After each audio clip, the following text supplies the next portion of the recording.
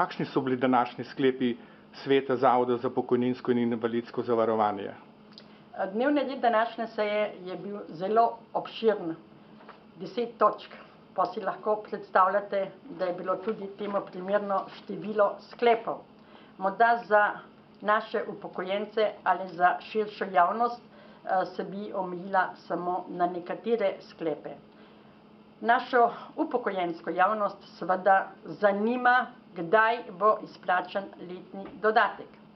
Torej, mi smo danes sklenili zgolj o izplačilo letnega dodatka, kajti dobro veste, da je višina letnega dodatka za letošnje leto določena z Zakonom o ukrepih za uravnoteženje javnih financ. Ta letni dodatek bo tistim, ki so na podlagi tega zakona do njega upravičeni, izplačan z izplačilom pokojnine oziroma drugih prejemkov iz zavarovanja z julijem. Katere druge sklepe ste še sprejeli?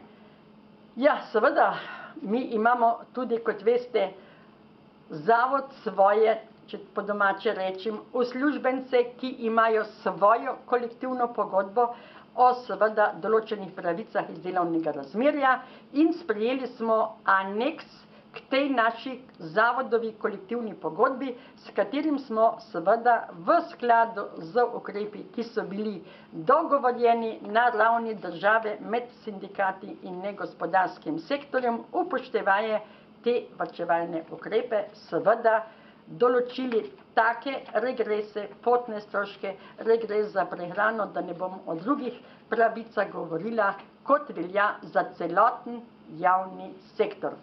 Če se vrneva nazaj k dodatki, je to začasen ukrep ali gre to za stalen ukrep? Ne, začasen, to je logično, začasen ukrep, saj veste, da uskladitve ni, to je tudi začasen ukrep, uskladitev ne bo do konca letošnjega leta. Seveda uskladitve pa so za določene kategorije v skladu z tem zakonom, o katerem sem govorila, se pravi o ukrepih za uravnoteženje javnih financ. Seveda nekaterim se bodo pokojnine zaradi te uskladitve znižale, moram pa zelo jasno poudariti, le tistim, pri katerih višini pokojnine zagotavlja državni proračun bodisi sredstva v celoti ali delno, in še določena omejitev je, zakon postavlja, bom rekla, različne kategorije višin pokojnin in temu primerno seveda znižanje. V nobenem primeru pa se tudi te pokojnine, kjer zagotavlja državni proračun sredstva za njihovo izplačilo, ne morejo znižati izpod 622. To je, prosim, spodnja meja.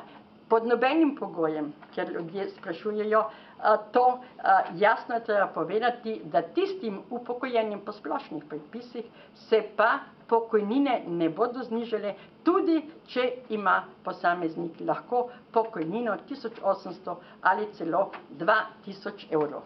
Še enkrat bi rada poudarila, le tiste in po najnovejši, bom rekla, sedaj oceni, ker pač moramo zakon izvajati, se giblje ta številka okoli 27 000 bo takih, ki bo na podlagi tega, bom rekla, ali pa teh varčevalnih ukrepov se jim bo pokojnina znižala. Pokojnina se pa bo znižala individualno in zelo različno.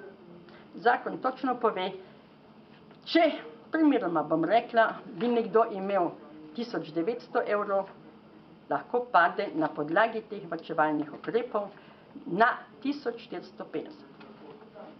Tisti, ki bodo na podlagi omenjenih varčevalnih ukrepov dobili za junij izplačano nižjo pokojnino, bodo dobili zelo natančno pojasnilo, na kakšni podlagi se jim je pokojnina znižala in zakaj se jim je znižala za toliko, pa tudi zelo natančno pojasnilo, kam se lahko na zavod, na katero telefonsko številko obrnejo še po eventualno dodatno pojasnilo. Kajti, moram vam povedati, da danes ti, bom rekla, upravičenci v svojih odločbah nimajo številke napisane, da takšna znesek je podlaga na osnovi upokojenega po splošnih predpisih oziroma na osnovi posebnih predpisov.